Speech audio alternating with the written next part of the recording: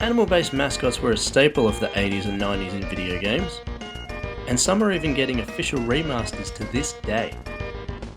There are ones that even your grandparents have heard of, such as Sonic, to the somewhat well-known, like Crash Bandicoot and Spyro the Dragon, to the so obscure you probably haven't even heard of them until this video. Case in point, Psycho Fox, released in 1989 by Vic Tokai on the Sega Master System. Will the plucky little fox join the ranks of Spyro and Crash? Or will he live in obscurity, like that green thing? Let's pop it in and find out.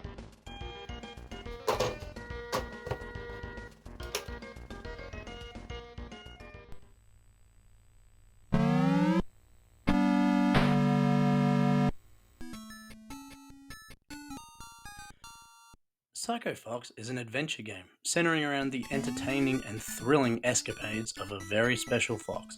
Psycho Fox ventures into many strange worlds to conquer the strange beasts and boss monsters he encounters.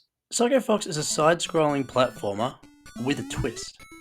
Similar to the NES games Little Samson and Euphoria, and the absolutely excellent Wonder Boy 3 The Dragon's Trap, on this very console, you can actually play as other characters with unique abilities, other than the fox himself. You do this by using psycho sticks that you can pick up along the way.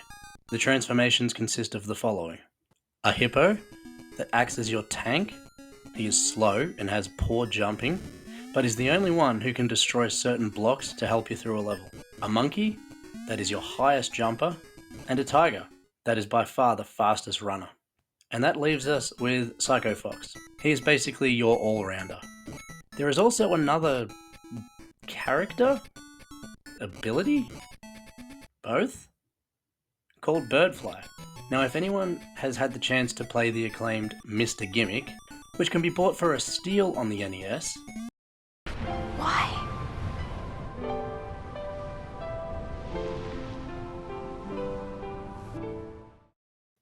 Luckily, it's also available on modern platforms now. One of the major gameplay hooks of this is the ability to pick up a star and use it as a projectile. And then, once you've taken out an enemy, pick it up again and use it again. Birdfly is a very similar mechanic, but he also acts as an extra hit point. That's right, this is another one-hit kill game.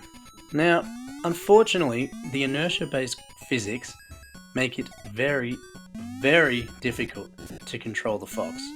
It takes a while to gain speed, but then on the flip side, it's so easy to go flying and smack into enemies, fall into pits, It's a serious roadblock. That and the one-hit kill only makes it that much more frustrating.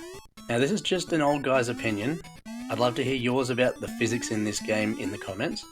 Regardless, it's a super ambitious game, especially for the time, and as mentioned, quite a few games have taken inspiration from this title.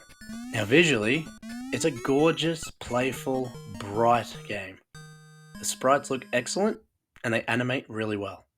Musically, there's no Super Mario-esque tracks that will live in your mind forever, but what's here is certainly enjoyable. Now I never owned this, or had even heard of it, before acquiring it off eBay a few years back. However, I immediately found similarities to the aforementioned Euphoria.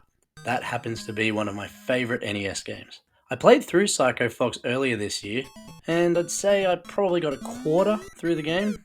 I so wish the physics were more forgiving, and although you do have unlimited continues, I have to say again, the one-hit kill is extremely demotivating.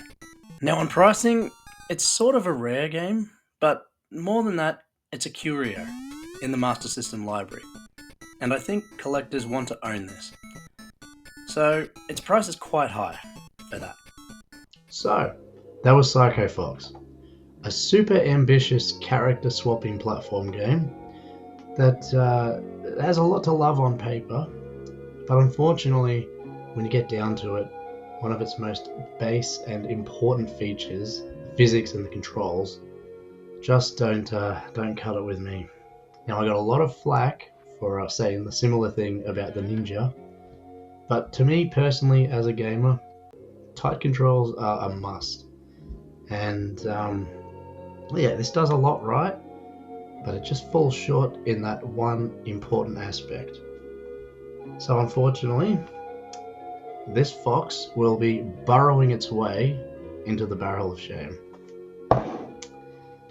Now, in retrospect, there are no bad games, but there are bad gaming mascots. And to quote one of my YouTube heroes, what were they thinking? See you later. So close, yet so far.